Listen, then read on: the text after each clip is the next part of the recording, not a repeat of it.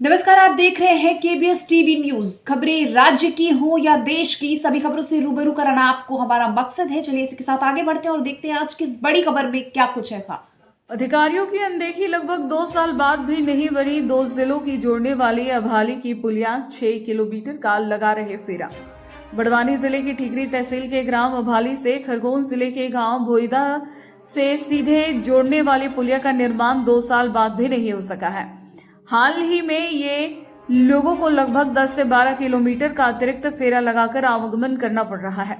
इससे समय व रुपयों की बर्बादी हो रही है। इसके साथ ही बारिश में परेशानी और बढ़ जाती है।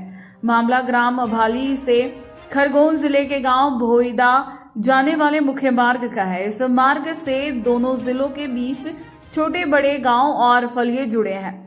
इसके अलावा दोनों जिलों के रहवासियों किसानों को इस नदी और क्षतिग्रस्त पुलिया को पार कर अपने खेतों तक जाना पड़ रहा है। आज सोमवार को सुबह 11 बजे के दरमियान राहगीरों ने बताया कि पुलिया बनाने के लिए स्थानीय पंचायतों से लेकर दोनों जिलों के कलेक्टरों तक को ग्रामीणों ने शिकायत की है, लेकिन सालों बाद भी निर्माण शुरू नहीं हुआ है। लोगों की समस्याओं के निराकरण के लिए सरकार अनेकों कार्यक्रम चला रही है, लेकिन भौतिक स्थिति आपके सामने है। अंजड़ से देवेंद्र यादव की रिपोर्ट। भैया ये पुलिया क्षतिग्रस्त कब से है? ये सर पिछले 2 साल से क्षतिग्रस्त है, 2 बारिश से। और विगत प्रशासन इस पे 2 साल से इस पे आवेदन भी दिया हुआ है, पर कोई ध्यान नहीं दे रहा है। खरगोन और बड़वानी दोनों कलेक्टरों को अवगत करा दिया गया है।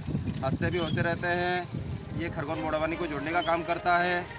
बहुत सारे बड़वानी के किसानों का इधर खरगोन में है, खरगोन के किसानों का खेत बड़वानी ज़िले में भी है, तो आवागमन डेली का रहता है।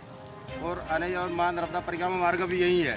अच्छा। और इस पर प्रशासन ध्यान नहीं दे रहा है। इस पर जल्द से जल्द कार्रवाई हो और ये पुल नया बनना चाहिए। अच्छा, ये बरसात होती है फिर आपकी खेती किसानी कार्यक्रम काम कैसे होते होंगे? जब पुल नहीं था तब तो जैसे भी निकलते थे, पर अब ये पुल होने से राहत आई थी। पर जब बारिश अधिक होने से जब ये क्षतिग्रस्त हुआ तो किसानों को आने में बहुत परेशानी हो रही है। लगभग बंद हो जाता होगा? हाँ, पूरा बंदी हो जाता है ना। तो ये फिर चौमासे में फसल खराब भी होती होगी? हाँ, वो तो अब किसान आ नहीं पाएगा तो फसल खराब होना ही है। कुछ का मतलब आपने मांग कर रखी इससे? हाँ, दोनों कलेक्टर को अवगत करा दिया गया है। भैया ये पुलिया क्षतिग्रस्त है, क्या दिक्कत है? ये काफ़ी टाइम से ऐसा है। एक्चुअली क्या यहाँ पे भारी डंपर चलाए गए, जिससे कारण जो किसानों के लिए बनाया गया था। एक्चुअली क्या हमारे खेत हम रहने वाले उस साइड पे, हमारे खेत सब इस साइड है, नदी के इस पार। तो काफ़ी दिक्कत आती है किसानों के लिए, जैसे खाद वगैरह ले जाने के लिए, बीज वगैरह कुछ ले जाना हो तो प्रॉब्लम आती है। तो गवर्नमेंट की कोई सुनवाई नहीं होती है। कितने समय से क्षतिग्रस्त है ये करीबन 3 साल से ऊपर का है। 3 साल से ऐसे ही पड़ा हुआ? पहले टूटा हुआ था, तो यहाँ पे कुछ रेत माफियाओं ने डंपर डाल के नॉर्मल किया था। बाकी सेकंड इस टाइम लास्ट ईयर जब पानी आया तो फिर वो पूरा ही वो बह गया, पूरा ढह गया नीचे। वो तो बरसात में आवागमन बंद हो जाता होगा? बिल्कुल बंद हो जाता है। फिर खेती कृषि का कार्य?